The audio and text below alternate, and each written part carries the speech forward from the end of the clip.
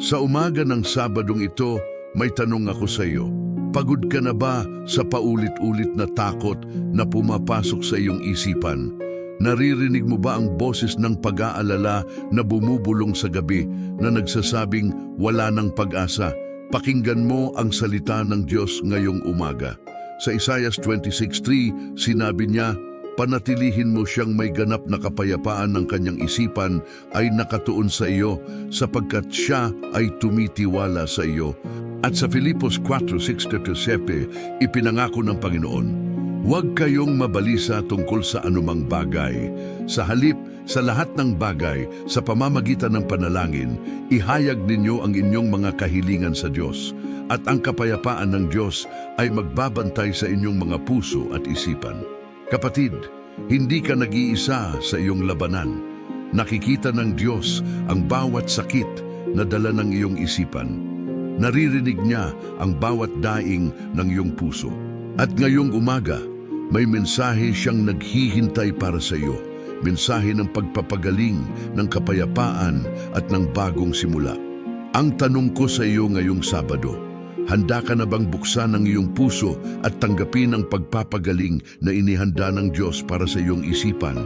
Manatili ka, sapagkat sa panalangin ito, ipapakita sa iyo ng Panginoon kung paano niya pagagalingin ang iyong sugatan na isipan at papalakasin ang iyong loob. Magtiwala ka, kumikilos ang Diyos ngayong umaga para sa iyo. Sa umaga ng Sabadong ito, lumapit tayo sa trono ng biyaya ng ating makapangyarihang Diyos na puno ng awa at habag. Naririnig niya ang bawat daing ng iyong puso. Nakikita niya ang bawat luha na pumapatak sa iyong mga pisngi sa dilim ng gabi. Hindi ka nag-iisa sa iyong pakikibaka, sapagkat ang Diyos na lumikha ng langit at lupa ay kasama mo sa bawat hakbang ng iyong paglalakbay. Ngayong umaga, may mensahe ang Panginoon para sa iyo. Huwag kang matakot, sapagkat ako ay sumasa iyo. Huwag kang manglupaypay, sapagkat ako ang iyong Diyos. Kaya naway buksan mo ang iyong puso at isipan upang tanggapin ang mga pagpapalang naghihintay para sa iyo ngayong araw na ito. Panginoong Jesus, sa ngalan mo na kahigit sa lahat ng pangalan, dumarating ako ngayong umaga bitbit ang bigat ng aking mga alalahanin at takot. Alam ko, Panginoon, na ang iyong kapangyarihan ay walang hangganan at ang iyong pag-ibig ay hindi nauubos kailanman. Gaya ng sinabi mo sa Ebanghelyo ayon kay San Mateo, "Lumapit kayo sa akin, kayong lahat na nangapapagal at nangabibigatang lubha, at kayo'y aking papagpapahingahin." Kaya ngayon, Panginoon, inihahain ko sa iyo ang aking pagod na isipan, ang aking sugatan na damdamin, at ang lahat ng sakit na nadarama ko sa katawan at kaluluwa. Hawakan mo ako ng iyong kamay na makapangyarihan at gawing bago ang aking buhay sa umaga ng Sabadong ito. Amang mapagmahal, salamat sa bagong araw na ipinagkaloob mo sa amin. Salamat sapagkat kahit maraming pagsubok ang aming hinarap kahapon, binigyan mo pa rin kami ng pagkakataong makahinga ng bagong simula ngayong umaga. Ang bawat paggising namin ay patunay ng iyong walang sawang awa at habag. Tulad ng sinabi ng Propeta Jeremias, ang mga awa ng Panginoon ay hindi nauubos, ang kanyang mga kahabagan ay hindi natatapos, bago ang mga iyon tuwing umaga, dakila ang iyong pagtatapat.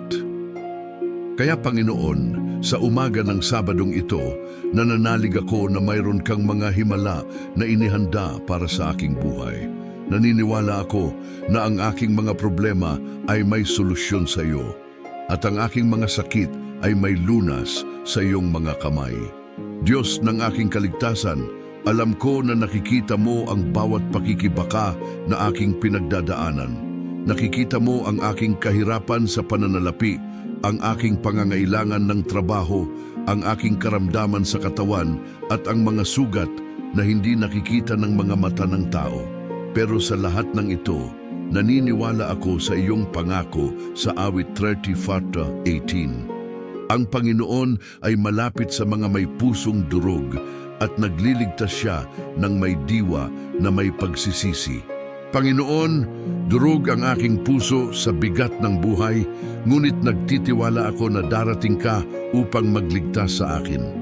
Hindi mo ako pababayaan sa aking kahirapan, sapagkat ikaw ay Diyos na tapat sa lahat ng iyong mga pangako. Kaya ngayon, hinihiling ko ang iyong presensya na magpagaling, ang iyong kapangyarihan na magbabago ng aking kalagayan. Makapangyarihang tagapagligtas, lumapit ako sa iyo ngayong umaga hindi lamang para sa sarili ko, kundi para rin sa aking pamilya na umaasa sa iyong proteksyon at pagpapala. Panginoon, protektahan mo sila mula sa lahat ng kasamaan at panganib. Gaya ng ipinangako mo sa awit 91, ang tumatahan sa kanlungan ng kataas-taasan ay mananahan sa lilim ng makapangyarihan. Gawing kanlungan mo, Panginoon, ang aming tahanan upang walang kasamaan ang makakapasok doon. Pagpalain mo ang bawat miyembro ng aking pamilya, ang aking mga anak, ang aking asawa, ang aking mga magulang. Bigyan mo sila ng kalusugan, kaginhawaan, at lalo na ng matibay na pananampalataya sa iyo. Sa pagkakaisa namin bilang pamilya, naway maramdaman namin ang iyong presensya na gumagabay at nag-iingat. Panginoong Hesus, dumarating din ako sa iyo ngayong umaga upang hilingin ang pagpapagaling ng aking isipan. Masyadong maraming iniisip, masyadong maraming alalahanin na pumapasok sa aking utak at hindi ko na alam kung paano ko haharapin ang bawat araw. Pero naalala ko ang iyong mga salita sa Filipos 4:6-7. Huwag kayong mabalisa tungkol sa anumang bagay, sa halip sa lahat ng bagay, sa pamamagitan ng panalangin at pagsusumamo, na may pasasalamat, ihayag ninyo ang inyong mga kahilingan sa Diyos. At ang kapayapaan ng Diyos, na higit sa lahat ng pag-unawa, ay magbabantay sa inyong mga puso at isipan kay Kristo Jesus. Kaya ngayon, Panginoon, ibinibigay ko sa iyo ang lahat ng aking mga iniisip. Alisin mo ang mga negatibong kaisipan, ang takot, ang pangamba, at ang lahat ng bagay na sumasagabal sa aking kapayapaan. Punuin mo ang aking isipan ng iyong katotohanan at liwanag. Diyos na dakila at kamangha-mangha, naniniwala ako na may plano ka para sa aking buhay. At ang planong iyon ay puno ng pag-asa at kinabukasan. Kahit na sa ngayon ay mahirap para sa akin na makita kung paano, nagtitiwala ako sa iyong karunungan na higit sa aking pag-unawa. Tulad ng isinulat sa Jeremias 29:11, sapagkat alam ko ang mga plano na mayroon ako para sa inyo, sabi ng Panginoon, mga plano upang kayo'y ginhawain at hindi saktan, mga planong magbibigay sa inyo ng pag-asa at kinabukasan. Panginoon, kahit ngayon ay parang wala akong makitang solusyon sa aking mga problema, naniniwala ako na ikaw ay gumagawa sa likod ng eksena. Nagtitiwala ako na sa tamang panahon, makikita ko ang mga bunga ng iyong mga plano sa aking buhay. Kaya patuloy akong maglalakad sa pananampalataya hindi sa aking nakikita. Mahabaging Ama, alam kong maraming beses na akong nagkasala at lumayo sa iyo. Maraming pagkakataon na mas pinili ko ang aking sariling kagustuhan kaysa sa iyong kalooban. Ngunit salamat sapagkat ang iyong awa ay walang hanggan at ang iyong pagpapatawad ay handang ibigay sa lahat ng nagsisisi. Gaya ng sinabi sa 1 Juan 1:9, kung ipahahayag natin ang ating mga kasalanan, tapat siya at matuwid upang patawarin tayo sa ating mga kasalanan at linisin tayo sa lahat ng kalikuan. Panginoon, nagsisisi ako sa lahat ng aking mga pagkukulang at pagkakasala. Linisin mo ang aking puso at gawing dalisay ang aking espiritu. Bigyan mo ako ng pagkakataong magsimulang muli at gabayan mo ako upang mamuhay ayon sa iyong kalooban. Huwag mong hayaang ang aking mga kasalanan ay maging hadlang sa aking mga panalangin. Panginoong makapangyarihan, dumarating din ako ngayong umaga upang hilingin ang trabahong kailangan ko para sa aking pamilya.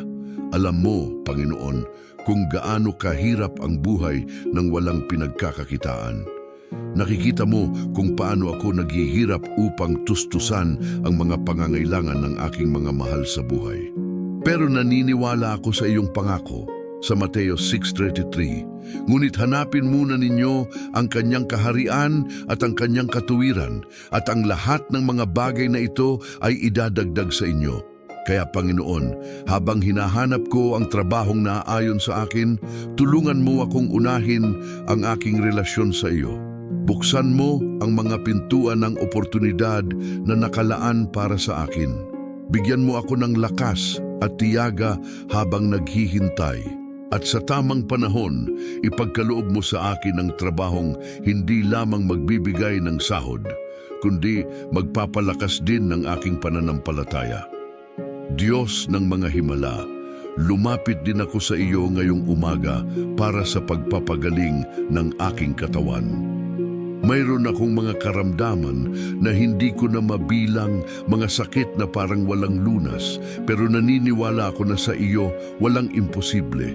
Naalala ko ang mga kwento sa Biblia ng mga taong gumaling dahil sa kanilang pananampalataya sa iyo, ang bulag na nakakita, ang pilay na nakalakad, ang ketongin na nalinis. Kung ginawa mo yun noon, alam kong kaya mo ding gawin ngayon. Gaya ng sinabi sa Isaiah 53:5, sa pamamagitan ng kanyang mga sugat, tayo ay gumaling. Panginoon Jesus, sa pamamagitan ng iyong mga sugat sa krus, hinihiling ko ang aking pagpapagaling. Hipuin mo ang bawat bahagi ng aking katawan na mayroon sakit. Palitan mo ang sakit ng kalusugan, ang kahinaan ng lakas at ang karamdaman ng kagalingan. Amang mapagmahal, sa umaga ng Sabadong ito, nais ko ring magpasalamat sa lahat ng mga pagpapalang natanggap ko mula sa iyo. Salamat sa buhay na ibinigay mo sa akin, sa hangin na aking nilalanghap, sa pagkaing kumakain ko, sa damitan kong suot. Salamat sa pamilya na aking kasama, sa mga kaibigan na nandyan para sa akin, at sa lahat ng tao na gumawa ng mabuti sa akin. Salamat sa mga pagsubok na naging daan upang lumakas ang aking pananampalataya. Salamat sa mga pagsagot sa panalangin kahit minsan ay hindi ko napapansin. Gaya ng sinabi sa Thessalonica 5:18, magpasalamat kayo sa lahat ng bagay sapagkat ito ang kalooban ng Diyos para sa inyo kay Kristo Jesus. Panginoon, kahit sa gitna ng aking mga problema, pinipili kong magpasalamat sapagkat alam kong mas marami pa akong pagpapala kaysa sa mga problema. Panginoong Jesus, sa sandaling ito, ibinibilin ko rin sa iyo ang lahat ng mga tao na nangangailangan ng iyong tulong. Ang mga may sakit na walang pambili ng gamot, ang mga nawalan ng trabaho at hindi alam kung saan kukuha ng pambili ng pagkain, ang mga pamilyang wasak at nangangailangan ng pagpapagaling. Panginoon, damhin mo sila sa kanilang kahirapan. Gaya ng ginawa mo sa mga tao noong ikaw ay nabubuhay pa sa lupa, hawakan mo sila ng iyong kamay na may habag. Ipakita sa kanila na hindi kita pinabayaan, na may pag-asa pa at may kinabukasang naghihintay. Gawing instrumento mo kami upang magdala ng iyong pag-ibig at awa sa kanila. At sa aming pagseserbisyo sa kapwa, naway makatagpo namin kang muli sa kanilang mga mukha. Makapangyarihang tagapagligtas, hinihiling ko rin ang iyong proteksyon laban sa lahat ng kasamaan na umiikot sa aming paligid. Alam kong may kaaway tayong gustong sirain ang ating pananampalataya at wasakin ang ating buhay. Pero mas makapangyarihan ka, Panginoon, kaysa sa anumang kapangyarihan ng kadiliman. Gaya ng nakasulat sa 1 Juan 4:4, kayo ay mula sa Diyos, mga anak, at kayo ay nanalo laban sa kanila, sapagkat mas dakila ang nasa sa inyo kaysa sa nasa sa mundo. Panginoon, balutan mo kami ng iyong proteksyon. Ilagay mo ang aming mga pangalan sa iyong mga palad upang walang masamang mangyayari sa amin. Gabayan mo ang aming mga hakbang upang hindi kami mapunta sa mga lugar ng panganib. At lalo na, palakasin mo ang aming pananampalataya upang hindi kami matalo ng anumang tukso o pagsubok. Diyos na puno ng awa, Sa pagtatapos ng orasyon na ito, nais kong magpatuloy sa araw na ito na may puso ng pasasalamat at pag-asa. Naniniwala ako na ang Sabadong ito ay magiging espesyal dahil sinimula ko ito sa iyo. Naniniwala ako na ang mga pagpapalang hinihintay ko ay paparating na sa aking buhay. Hindi ko alam kung kailan, hindi ko alam kung paano, pero nagtitiwala ako na sa tamang panahon ng Diyos, lahat ng ito ay matutupad. Gaya ng sinabi sa Habakuk 2:3, sapagkat ang pangitain ay para sa itinakdang panahon, ito ay nagmamadali tungo sa katapusan at hindi magsisinungaling. Kahit na antala ito, hintayin mo ito, sapagkat tiyak na darating ito, hindi ito magpapahuli. Kaya maghihintay ako, Panginoon, na may pananampalataya at tiwala na hindi mo ako bibiguin. Panginoong Jesus, naway tandaan ko palagi na kahit ano pang mangyari sa aking buhay, ikaw ay nandyan para sa akin. Sa mga araw na masaya ako, ikaw ay kasama ko sa aking kasiyahan. Sa mga araw na malungkot ako, ikaw ay nandyan upang aliwin ako. Sa mga panahon ng tagumpay, ikaw ang nagbigay ng lakas. Sa mga panahon ng pagkatalo, ikaw ay tumutulong sa akin na bumangon muli. Hindi ko kita liligawan lamang kapag may kailangan ako, kundi mamahalin kita ng buong puso sa lahat ng mga araw ng aking buhay. Gaya ng hinihingi mo sa amin, ibigin mo ang Panginoon mong Diyos ng iyong buong puso, ng iyong buong kaluluwa, at ng iyong buong isipan. Ito ang aking pangako sa iyo ngayong umaga, na mahalin kita hindi lamang sa mga salita, kundi sa aking mga gawa at sa paraan ng aking pamumuhay, sa pangalan ng Ama at ng Anak at ng Espiritu Santo. Amen, mahal kong kapatid sa Panginoong Hesukristo, kung ang panalangin ito ay tumimo sa iyong puso ngayong umaga ng Sabado. Kung naramdaman mo ang presensya ng Panginoong Jesus na nagpapagaling sa iyong isipan at nagdadala ng kapayapaan sa iyong espiritu, hinihiling ko sa iyo ng buong pagmamahal at puso ng pastor na pindutin mo ang like button sa video na ito, sapagkat kapag ginawa mo iyon, hindi ka lamang nagmamarka ng isang video bilang paborito, kundi tinutulungan mo ang makapangyarihang panalangin ito na maabot ang libu-libong iba pang tao na naghihirap din, na nangangailangan din ng pagpapagaling ng Diyos, na sumisigaw din para sa isang himala ngayong umaga, at ang algorithm ng social media ay magdadala ng mensahe ng pag-asa na ito sa mga sugatan na puso na inihanda na ng Diyos upang tanggapin ang salita ng pananampalataya at kaligtasan. Ibahagi mo ang video na ito sa iyong mga kaibigan, sa iyong pamilya, ipadala mo sa iyong mga grupo sa WhatsApp, sa Facebook, sa Messenger, sapagkat maaari kang maging instrumento na gagamitin ng Diyos upang magdala ng kagalingan at kalayaan sa isang taong nasa gilid na ng pagkawalang pag-asa, sa isang taong nag-iisip ng sumuko, sa isang taong kailangang marinig na hindi siya pinabayaan ng Diyos at may paparating na himala. At kapag ibinabahagi mo ang panalangin ito, ginagawa mo ang ministeryo ng habag. Ikaw ay nagiging mga kamay at mga paa ni Jesus na umaabot sa mga nakahandusay at kailangang ibangon sa pamamagitan ng kapangyarihan ng panalangin. Inaanyayahan kita ngayon sa sagradong sandaling ito na mag-iwan ng iyong mga kahilingan sa panalangin sa comments sa ibaba.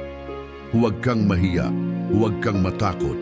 Isulat mo ang bumibigat sa iyong puso, ang pangangailangang nagmamadali, ang sakit na kailangang gumaling, ang problema sa pananalapi na tila walang solusyon, ang relasyon na kailangang maibalik, sapagkat ang channel na ito ay permanenteng tolda ng panalangin, isang komunidad ng pananampalataya kung saan ang mga kapatid ay namamagitan para sa isa't isa, kung saan walang mag-isa sa kanyang pakikibaka, at nangako ako sa harap ng Diyos na babasahin ko ang bawat comment, dadalhin ko ang bawat kahilingan sa harap ng trono ng biyaya, at sama-sama tayong dalangin sa Panginoon para sa iyong mga pangangailangan. At kung naniniwala ka na gagawa ang Diyos ng himala sa iyong buhay, kung mayroon kang pananampalataya na ang panalangin ito ay hindi nasayang, kung nagtitiwala ka na narinig ng Panginoong Hesus ang daing ng iyong puso, mag-iwan ka sa comments ng pangungusap na ito ng pananampalataya at propetikong deklarasyon. Isulat mo ang mga salitang ito. Panginoon, sa umaga na ito, ako ay sumisigaw para sa isang himala. Isulat mo ang mga salitang iyon na may konbiksyon, na may katiyakan, na may autoridad, ng isang taong alam na nakikipag-usap sa isang Diyos na hindi nabibigo, na hindi nagsisinungaling, na hindi nag-iiwan ng kanyang mga anak. At kapag idineklara mo iyon sa publiko, pinaaaktibo mo ang iyong pananampalataya. Pinopropesya mo ang iyong sariling buhay. Sumasang-ayon ka sa mga banal na layunin na itinatag na sa langit bago pa man ang pagkakatatag ng mundo. Kung hindi ka pa subscriber sa channel na ito, gumagawa ako ng tapat na panawagan mula sa aking pastoral na puso na mag-subscribe ka ngayon at i-activate ang notification bell sapagkat ito ay hindi lamang isa pang channel ng mga religious na video, ito ay isang espiritual na altar kung saan araw-araw ay itinataguyod natin ang mga makapangyarihang panalangin sa ating Ama sa Langit, kung saan ang salita ng Diyos ay ipinapahayag ng may paggalang at katotohanan, kung saan makikita mo ang kaaliwan sa mga may hirap na araw, ang lakas kapag tila naubos na ang iyong mga lakas, ang pag-asa kapag tila nawala na ang lahat, at ang pakikisama sa mga kapatid na naglalakad sa parehong paglalakbay ng pananampalataya na iyong tinatahak sa sandaling ito. Sa pag-activate ng notifications, tinitiyak mo na hindi ka makakaligtaan ng kahit anong panalangin, ng kahit anong salita ng paghikayat, ng kahit anong propetikong mensahe na inihanda ng Diyos lalo na para sa iyo.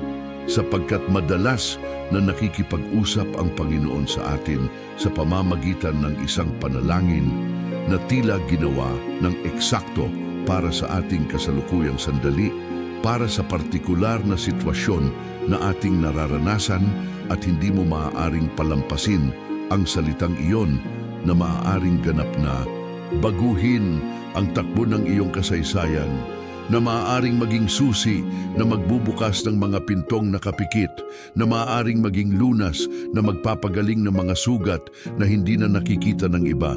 Ang channel na ito ay iyong spiritual na kanlungan, ang iyong permanenteng tolda ng panalangin, kung saan maaari kang pumunta sa anumang oras ng araw o ng gabi, kung saan maaari mong dalhin ang iyong mga kalungkutan, ang iyong mga sakit, ang iyong mga kagalakan din, kung saan maaari mong ma-renew ang iyong lakas sa pag-inom mula sa walang hanggang bukal na siyang presensya ng Diyos na ipinapahayag sa pamamagitan ng tapat na panalangin at pagmumuni-muni sa kanyang banal at perpektong salita.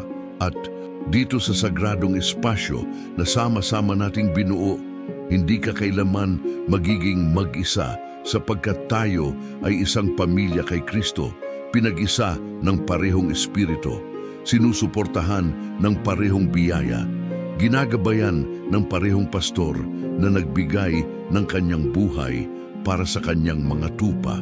Idinedeklara ko sa iyong buhay ngayong umaga ng Sabado na ang kagalingan ay nagsimula na ang pagbabago ng iyong isipan ay nasa proseso na ang mga negatibong kaisipan ay pinalayas na sa pangalan ni Jesus, na ang kapayapaan ng Diyos na higit sa lahat ng pag-unawa ay sumasaklaw na sa iyong puso, na ang mga pintuan ng pagpapala ay binubuksan na ang himala na matagal mo nang hinihintay ay paparating na ang tagumpay ay idineklara na sa langit at ngayon ay magpapakita sa lupa, sapagkat ang ating Diyos ay tapat.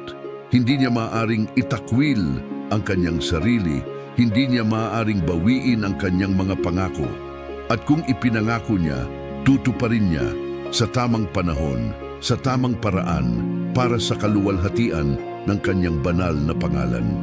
Tandaan mo palagi, kapatid ko, na ang Diyos ay hindi kailanman nabibigo, na siya ay nasa kontrol ng lahat ng bagay, na walang nakakatakas sa kanyang kaalaman at sa kanyang kapangyarihan, na ikaw ay mahalaga sa kanyang mga mata, na mayroon siyang kahangahangang plano para sa iyong buhay.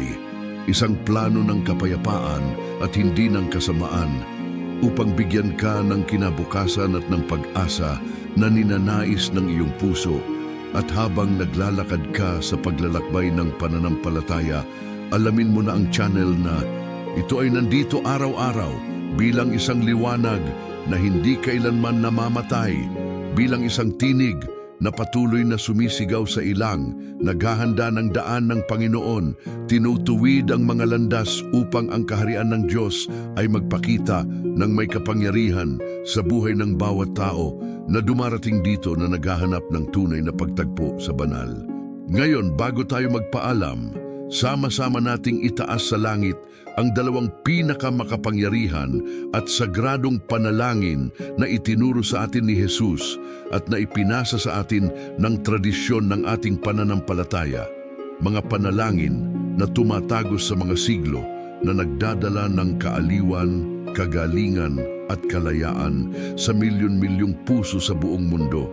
Mga panalangin na nag-uugnay ng langit at lupa, na nagbubukas ng mga pintuan ng banal na habag, na nag-aaktibo ng kapangyarihan ng buong celestial na korte.